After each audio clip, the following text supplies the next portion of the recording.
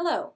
I'd like to go over a few things that will help you when you give your speech. I'm going to tell you the things that I look for and how to accomplish these things. The very first thing I look for is your introduction. You need to have an introduction that grabs the attention of your audience.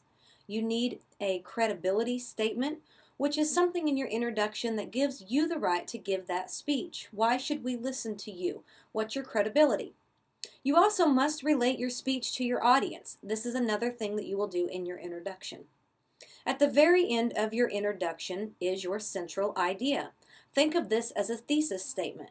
Generally, central ideas sound something like this.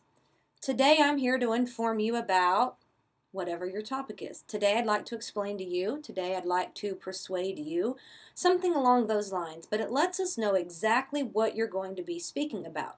So when you are preparing your introduction, make sure you incorporate these things. All of these things can be found in your text and in the lessons. I just want to reiterate so you know exactly what I'm going to be grading on. The next thing I look for are organized key points. You must organize your speech like you would organize an essay. You need to have kind of a topic sentence for your key point. For example, the first thing I'd like to talk about today is something along those lines that tells us what your first point is going to be. When you are done with that point, you need a transition. Now that I've told you about this, I'm going to tell you about this. My second point today is that's how you're going to have organized key points. These are big things that I look for when you're doing your speech. And again, make sure you look in your text and over the lessons as it does go over these. So if you have any questions on these, let me know. These are things I noticed in past classes that students struggle probably more with organizing of the key points. So just keep that in mind and really focus on that as you're preparing your plan page and as you're giving your speech. The next thing that I'd like to go over is the delivery. When you're giving your speech, you may not read your entire speech off of a note card. You are recording your speeches and uploading them to YouTube, and so I've seen things where you put your speech in a chair that I can't see and you read. I can tell that you're staring at the chair the whole entire time. So memorization is part of public speaking. You do not have to memorize the whole thing. You are allowed to have note cards, but you cannot read the entire thing. You must work on memorization and only use those note cards sparingly and as needed. Watch out for background noise. I do not want to hear your children crying in the background or running around. Turn off the TV, turn your cell phones off. Keep in mind you wouldn't be able to do this in the typical classroom, so you need to make sure that you're responsible for your setting and your background when you give these speeches. And so make sure I can see all of you. I do not like right now you're watching me just give a headshot. I'm filming this from my computer here, but when you give your speech, you need to have a camera and it needs to be backed up so I can see all of you. I need to be able to see hand gestures, body language, things of that nature.